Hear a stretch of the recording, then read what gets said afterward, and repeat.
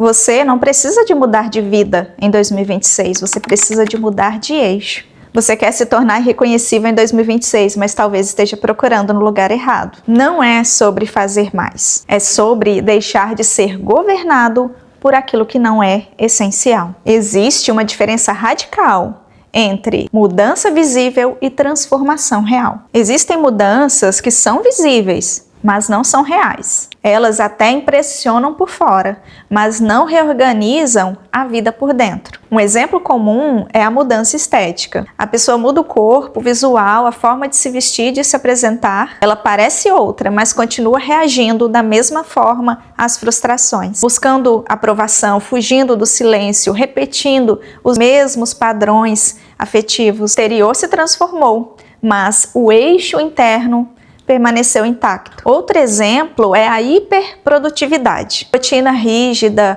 muitos projetos, agenda cheia, metas cumpridas. Parece disciplina, mas muitas vezes é fuga sofisticada. A pessoa faz muito para não sentir nada. Troca a anestesia do entretenimento pela anestesia do desempenho. Há também a mudança de discurso. A pessoa aprende novas palavras, novos conceitos, fala de autocuidado, de propósito, de maturidade emocional, mas na prática continua evitando conversas difíceis, incapaz de sustentar frustrações simples. O vocabulário evoluiu, o caráter não. O exemplo mais sutil é a mudança de ambiente. Novo emprego, nova cidade, novos círculos, novos relacionamentos. Por um tempo, tudo parece melhor, mas passado o entusiasmo inicial, os mesmos conflitos reaparecem. Porque não era o lugar que precisava ser reorganizado, era a estrutura interna. Sêneca já alertava que trocar o cenário não cura uma alma desordenada. O problema viaja junto. A mudança visível quase sempre busca reconhecimento.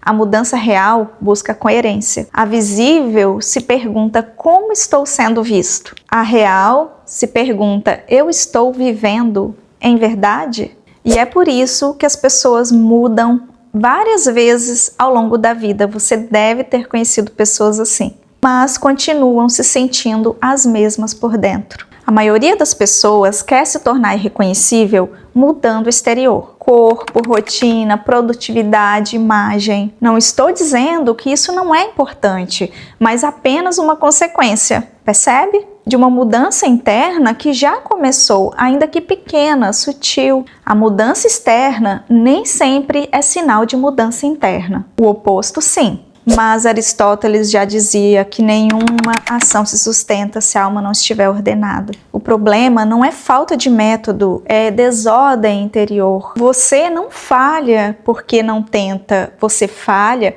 porque tenta a partir de um eu fragmentado. Talvez o seu maior obstáculo não seja a preguiça, seja a lealdade inconsciente ao que você já é. Você quer se tornar irreconhecível de verdade em 2026? Agora eu vou te ensinar o que ninguém te ensina. Você primeiro precisa de parar de negociar com versões antigas de você. A maioria das pessoas vivem um diálogo interno constante com o passado. Eu sempre fui assim, não adianta eu tentar, isso não é para mim. Sêneca dizia que o homem que não escolhe a si mesmo será sempre escolhido pelas circunstâncias. Se tornar irreconhecível exige algo raro, romper acordos invisíveis. Acordos com hábitos que anestesiam, relações que drenam, distrações que parecem inofensivas, versões suas que já cumpriram o papel delas. E isso não dói no corpo, dói no ego. Se isso está tocando algo em você, deixe o seu like, escreva aí nos comentários, eu preciso mudar o eixo. E no meio desse vídeo eu vou te mostrar o que separa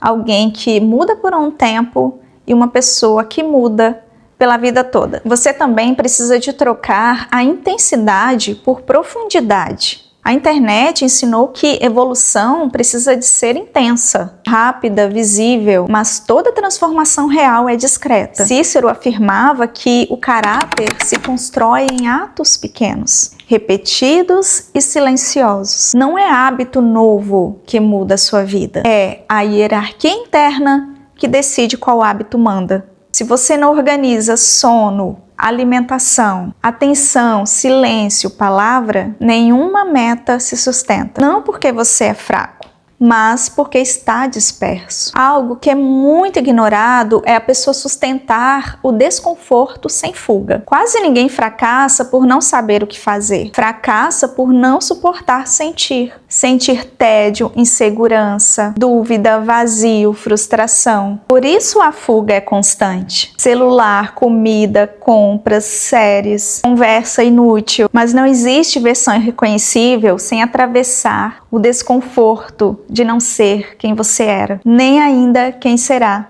entende? Aristóteles chamava isso de virtude da fortaleza. Permanecer onde a alma quer fugir. Você não se torna irreconhecível acrescentando coisas à sua vida. Você se torna irreconhecível retirando excessos. O que sobra é você.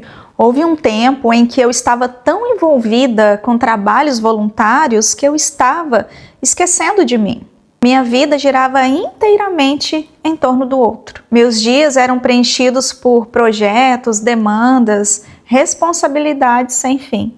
E isso parecia nobre, mas algo estava se perdendo. Eu já não sabia o que eu gostava de comer, qual lado da mesa que eu me sentia mais confortável, qual era o horário que o meu corpo descansava melhor. Essas perguntas simples deixaram de existir. Até a minha forma de vestir passou a ser apenas funcional. Não por uma escolha consciente, sabe? Mas por apagamento. Em algum momento eu comecei a perceber que eu já não pensava mais em mim como alguém que existe para além das funções que desempenha.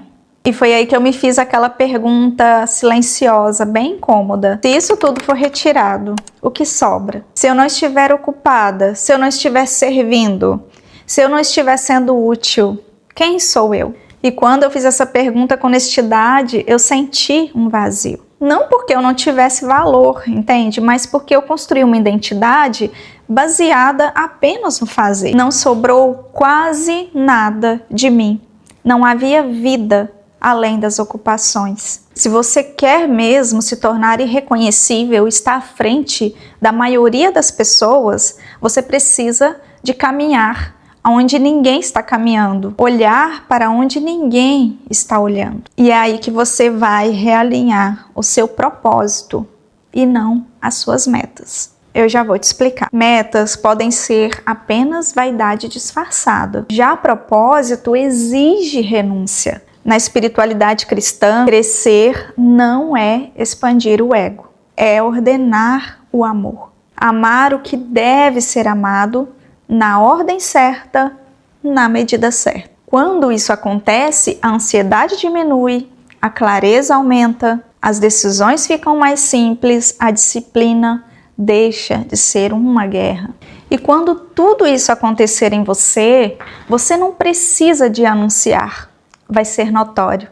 Porque a transformação verdadeira, ela não precisa ser anunciada. Quando você realmente muda, você fala menos, você explica menos, prova menos, se justifica menos. As pessoas não vão te perguntar o que você fez, elas vão perguntar o que aconteceu com você. E você sabe, não foi um método, foi um retorno à ordem interior, foi um retorno à sua real identidade. No livro milenar diz assim: não se amoldem aos padrões do mundo, mas transformem-se pela renovação da sua mente, para que sejam capazes de experimentar e comprovar a boa, agradável e perfeita vontade de Deus. 2026 não exige que você seja perfeito, exige que você seja inteiro. E não se esqueça, consciência é poder.